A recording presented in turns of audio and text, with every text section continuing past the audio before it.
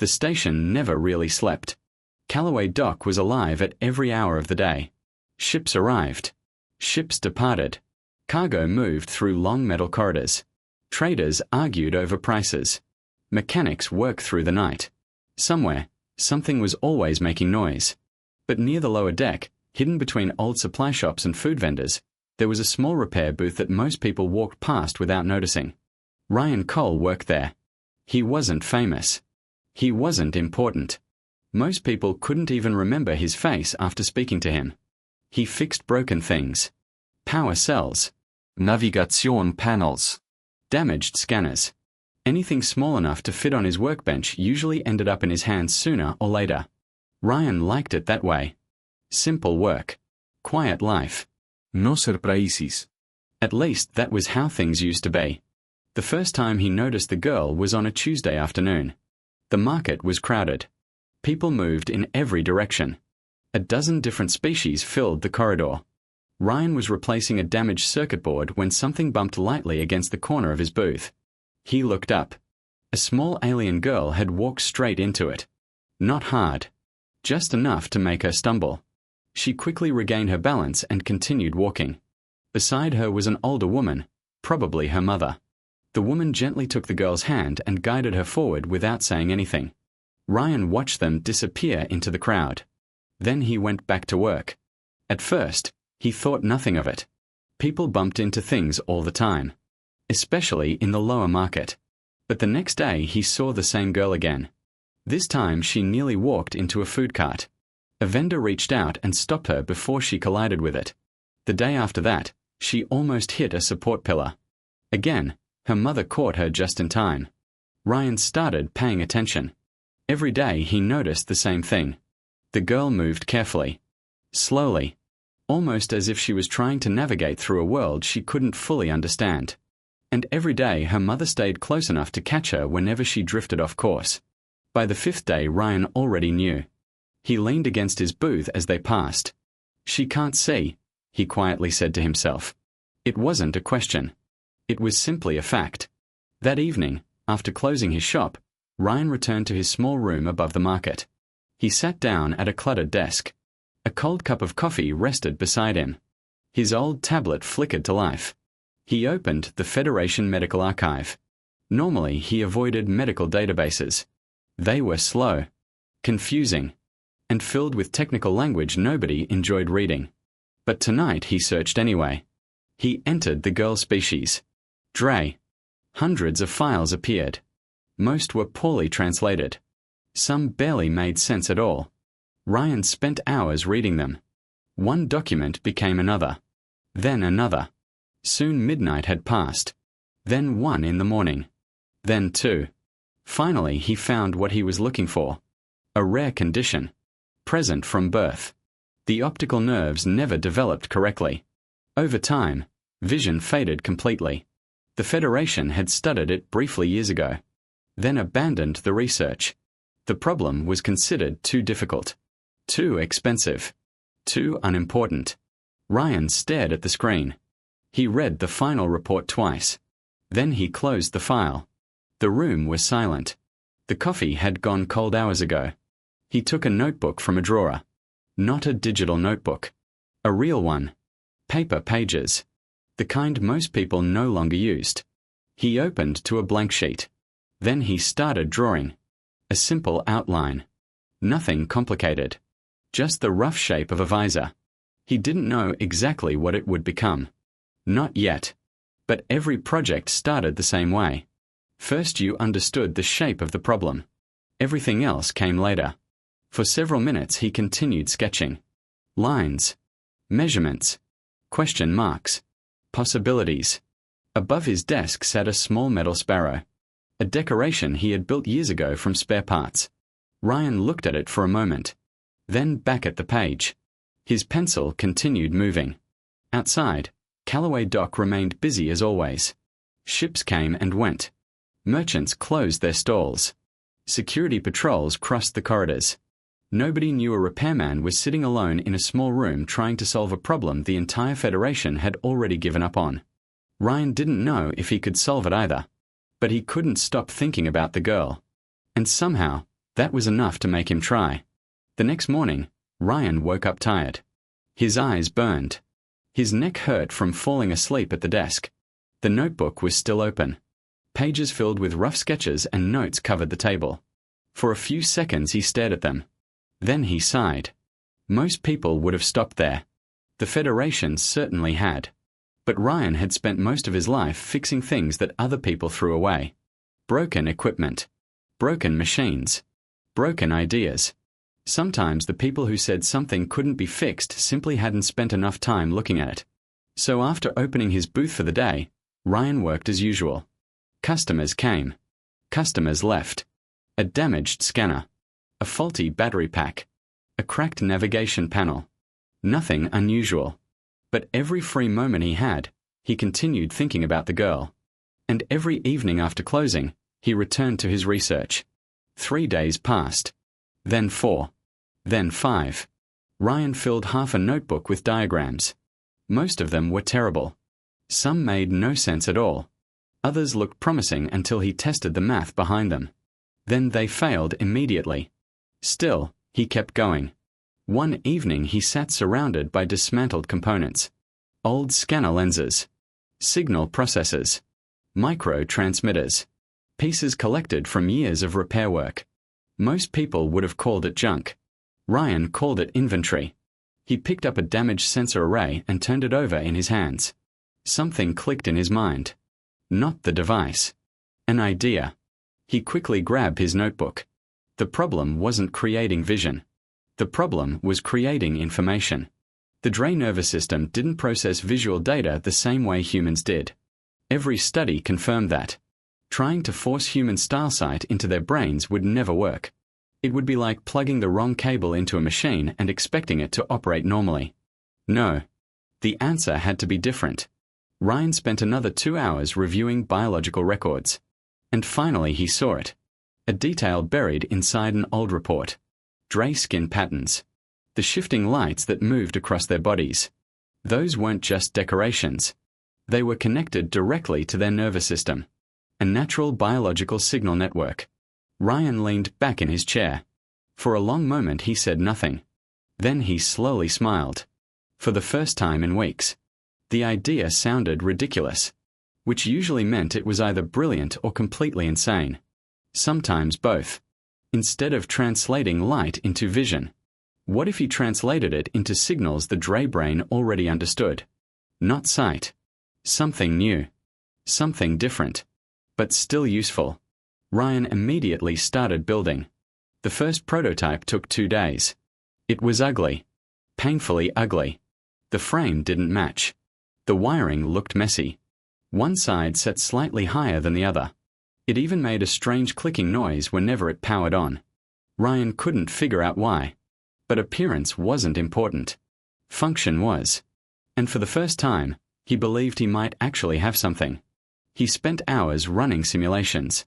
Then more hours checking them again. Every test produced the same result. Not perfect. Not even close. But possible. That was enough. The following afternoon Ryan finally decided to find the girl's mother. Her name, he had learned, was ARA. She owned a small textile stall on the upper deck. Colorful woven fabrics hung from every wall. Ryan stood outside for several seconds. Suddenly he felt nervous. Building things was easy. Talking to people was harder. Especially when what you wanted to say sounded completely unreasonable. Eventually he stepped forward.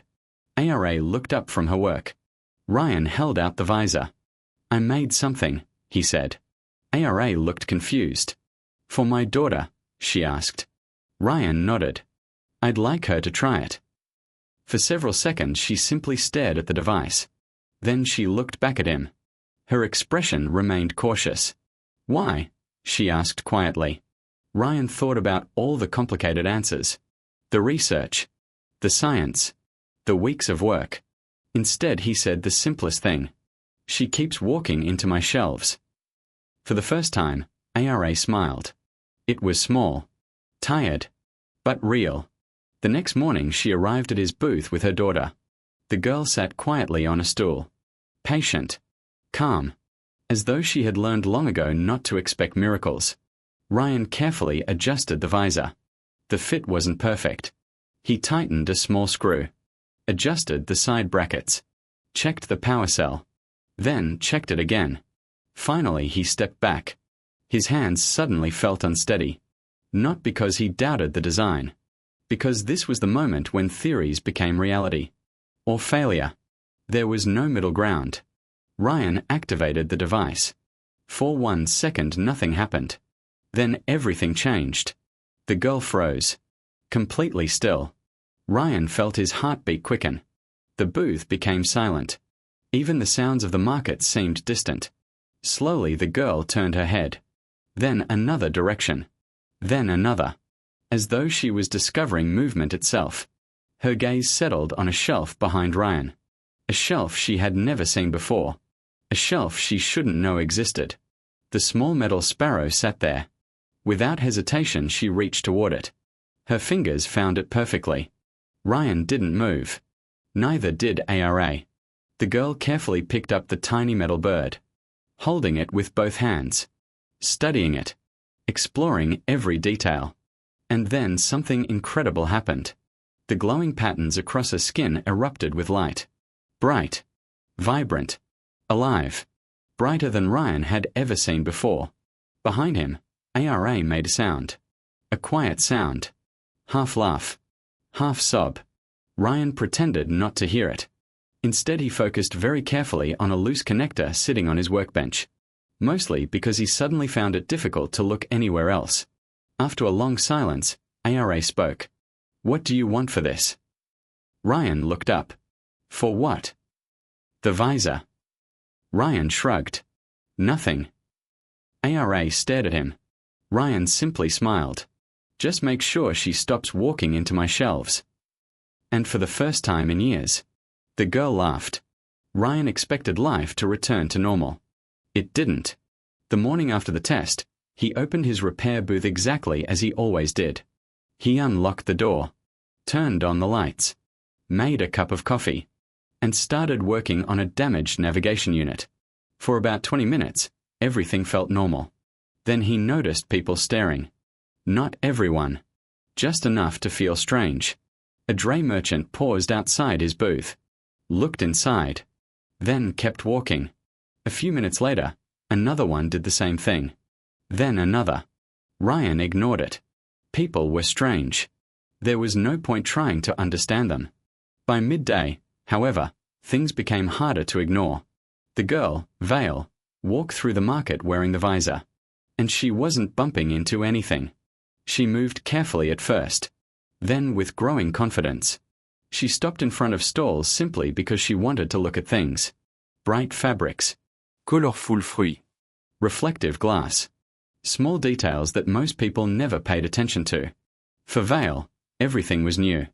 Everything was worth seeing. People noticed. An elderly dray stopped in the middle of the corridor. He watched her for nearly a minute. Then his eyes moved to the visor. Then back to her. Then back to the visor again.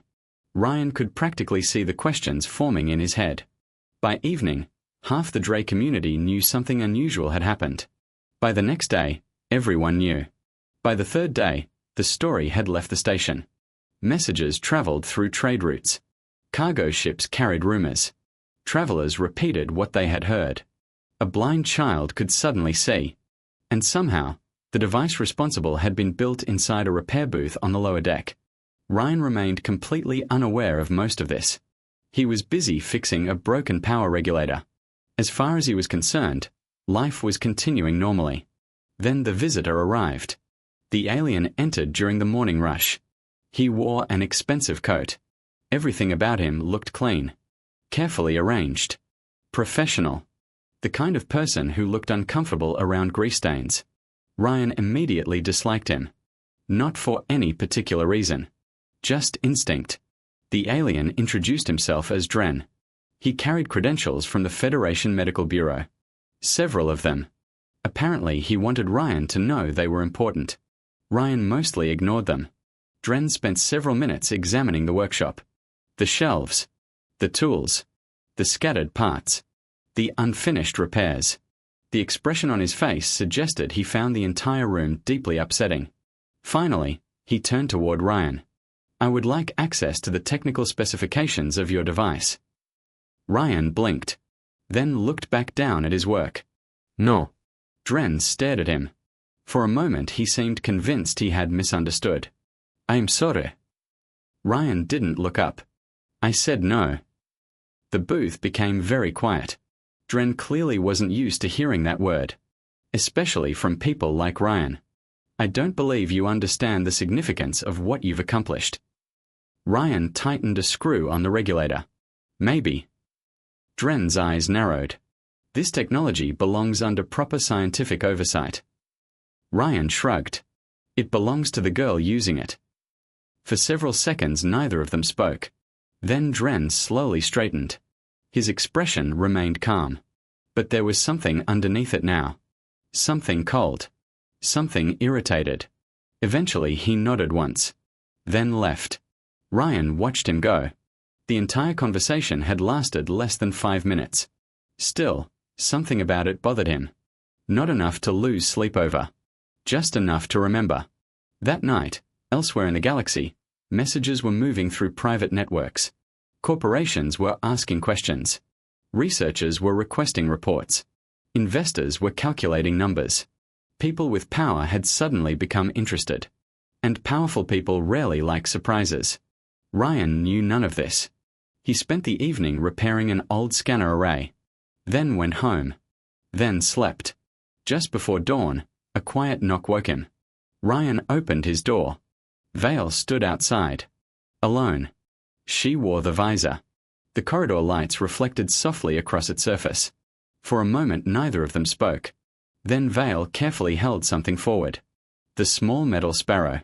Ryan looked at it. Then at her. Immediately he understood. Children often expressed gratitude through the things they loved most. And right now, the sparrow was one of her most valuable possessions. Ryan smiled. Gently, he pushed her hands back toward her. "You keep it." Vale looked confused. Then surprised. Then happy. A slow smile appeared on her face. She hugged the metal bird tightly against her chest. The glowing patterns across her skin brightened. Not as brightly as before, but enough. Ryan watched her disappear down the corridor. Then returned inside. A few minutes later he went back to sleep. He never saw the ship arrive. Docking Bay 7 received a visitor shortly after sunrise. The vessel carried no recognizable markings. No company logos. No government insignia. Nothing that explained who owned it. The people stepping off the ship preferred it that way. Elsewhere on the station, conversations were already happening. Names were being exchanged. Orders were being given. Plans were beginning to form. And at the center of all of it stood one repairman who still believed he was living a quiet life. By the time Ryan sat down for breakfast that morning, several very important people had already decided they needed to find him. The only question was why, and whether they intended to ask politely. Ryan was halfway through breakfast when they arrived. He had a cup of coffee in one hand. A half-finished wiring diagram sat on his tablet. The morning looked completely normal. Then the door of his booth opened. 4 people stepped inside. The door closed behind them. Immediately, Ryan knew something was different. Not because of what they wore. Their clothes were plain. Simple. Nothing special. But the way they moved told a different story. They spread out without speaking. Each person naturally taking a position. Covering different angles of the room. Watching exits. Watching each other. Watching him. Ryan had seen enough station security officers over the years to recognize trained people when he saw them. These people were trained. Very trained. The man standing in front looked to be in his mid-40s. Broad shoulders. Weathered face. Sharp eyes. He carried himself with the calm confidence of someone who had spent a long time walking into dangerous situations and leaving them alive. His name, Ryan would later learn, was Carver. Without introducing himself, Carver placed a folded document onto the workbench. "Take your time," he said. Ryan wiped his hands on a cloth and opened it. The paper immediately caught his attention. Real paper. Not digital. Not projected. Actual paper. That alone told him this was serious. He started reading. The document came from the Human Directorate of Applied Sciences, a name Ryan recognized but knew very little about. The offer was simple. They wanted him to join a research facility. Full funding.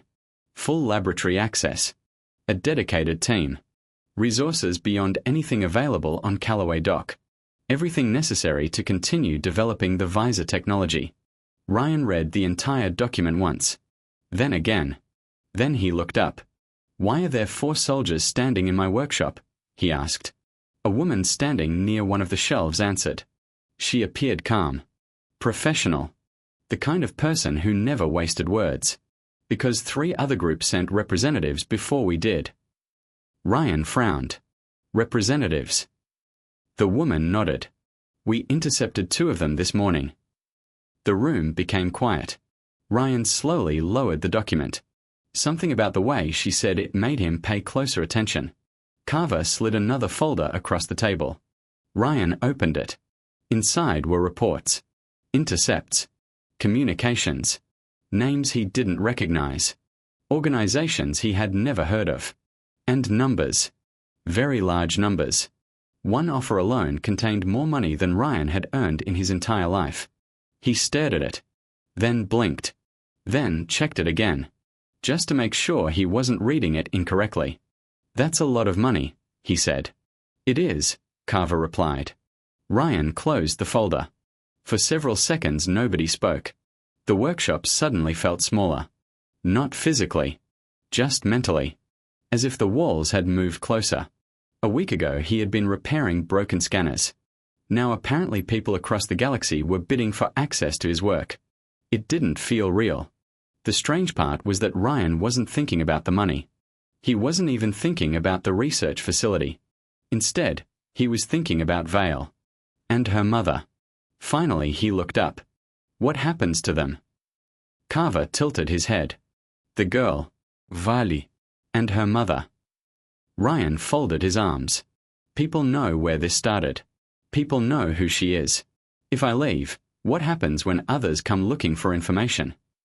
For the first time, the 4 visitors exchanged glances. It happened quickly. A silent conversation. The kind carried out by people who had worked together for years.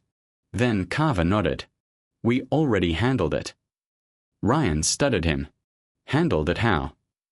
"They'll be protected." The answer came immediately. No hesitation. No uncertainty. Ryan looked at him for several seconds, then slowly nodded. For reasons he couldn't fully explain, he believed him. Maybe it was the confidence. Maybe it was the preparation. Or maybe it was because people who lied usually talk too much. Carver hadn't. Ryan glanced around his workshop. The shelves. The tools. The stacks of spare parts. The old equipment waiting for repair. His entire life existed inside this small room. It wasn't much. But it was his. His eyes paused on the empty spot where the little metal sparrow used to sit. The sparrow was with Vale now. Somehow that made him smile. Carver waited patiently. No pressure. No sales pitch. Just silence. Finally Ryan took a deep breath. Then folded the document. "All right," he said. That was it. No dramatic speech. No grand announcement. Just a decision. The kind people make every day. The kind that sometimes changes everything. Within 30 minutes he had packed a duffel bag. A few clothes. His favorite tools. Several notebooks. The visor diagrams. Research notes. Everything important. Which wasn't much. Ryan had never collected many possessions. Carver opened the door. The group stepped into the station corridor. Morning activity had begun. Merchants prepared their stalls. Cargo crews moved containers.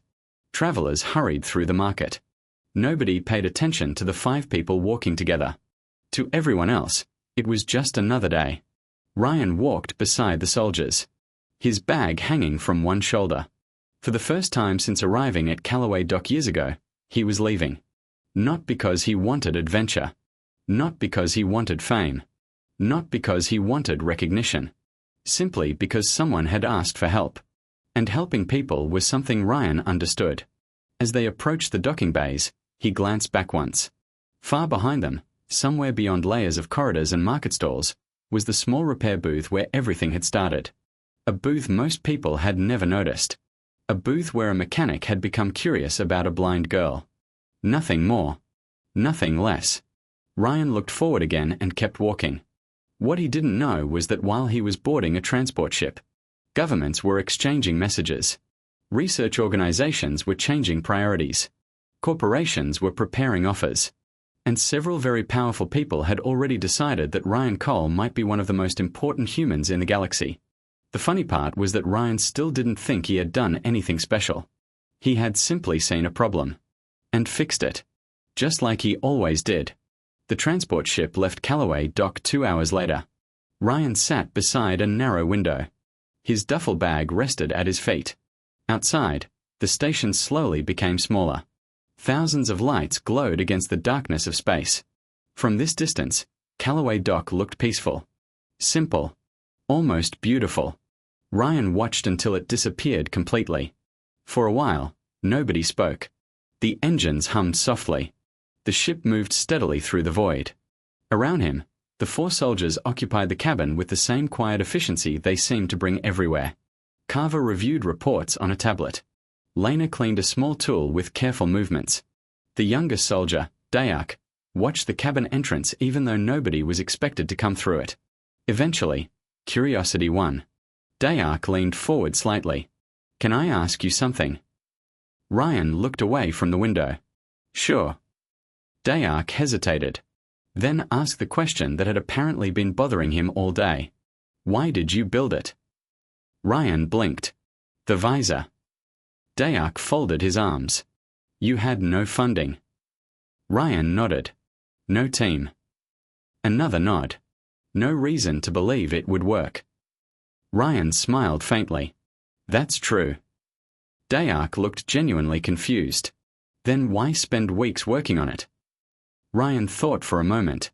Not because he was avoiding the question. Because he was actually considering it. Finally he shrugged. "She kept walking into my shelves."